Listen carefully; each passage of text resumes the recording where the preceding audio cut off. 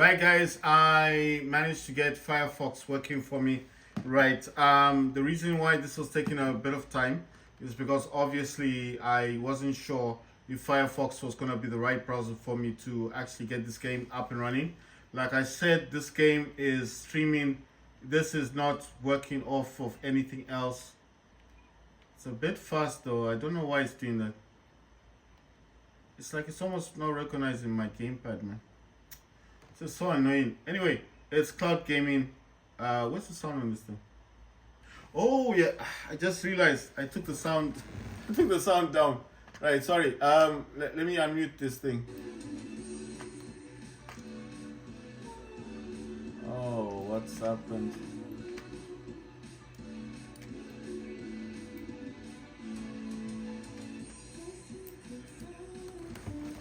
Right. So it's finding a match. I hope it's not gonna have a problem with the gamepad. The gamepad seems to be working. The gamepad seems to be working with the Steam Deck. I mean, with the Firefox browser. So there seems not to be an issue at the moment. Right. I just need to write something down. I need to write something down. I'm making notes as I'm talking because I need to make notes so I don't forget for later. Because if I don't write this stuff down, then it's not gonna be beneficial for me or for anyone else. So I like to put down what browser I'm using: Firefox web browser, and I just put here Firefox, and then obviously just type in Xbox Cloud Gaming because that's what I'm doing. If I was playing this on the laptop, then obviously you would have seen my laptop in the background, isn't it? Then of course I wouldn't need to say anything about the laptop, but obviously I'm not using my laptop, so there's no point in me saying I'm playing on laptop if that's not what I'm doing. So I'm just basically saying this is cloud gaming. You guys can also do the cloud gaming thing as well. And I'm just saying that this is working off a Firefox browser. My first, oh come on man, it's got an issue. See, that's what I was saying. It has a problem with this thing. Why is this always an issue? I don't know why it does this. So what does it want me to do? Right, I've selected Xbox 360. Ah, wow. This is something else. When I was playing Call of Duty 3, it did the same thing. It crashed the whole thing. Now it's done it again. It's just restarting the Steam Deck. So I have to, I just have to do this all over again, right? I have to start up programs. I have to find out what's going on with it. But I don't bother myself with all that finding out stuff because, you know, with the Steam Deck, it can be anything. You know, you cannot solve all the matters that are disturbing Steam Deck. Right, it should have restarted by now. Or have I missed the plot? Let's see, is this? Oh wow, that's a bit odd. Right, that's a bit odd. Normally it would have just restarted. So I have to wait for it now. But that's weird, man. Why does this always have to happen like this? Right. Okay. So it's booting back up. We just have to give it a bit of time, and then obviously, I'll be able to do everything that I want to do.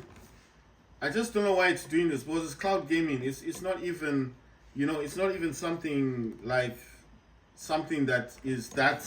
I don't even consider this like to be a Now big thing. connected to Geotrans. Right. So it's finally restarted my stuff. I'm gonna tap on this. I just need to log in. Right, I'm gonna tell you guys everything that I'm doing. Right.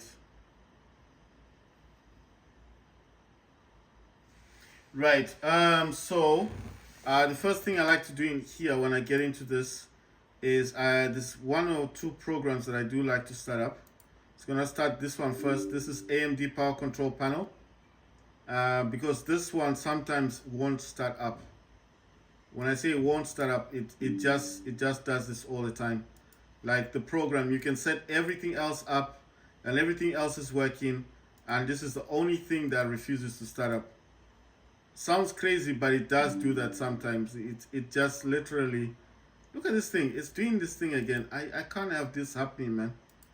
You know, it's keeps saying right, I don't know who put this processor up there.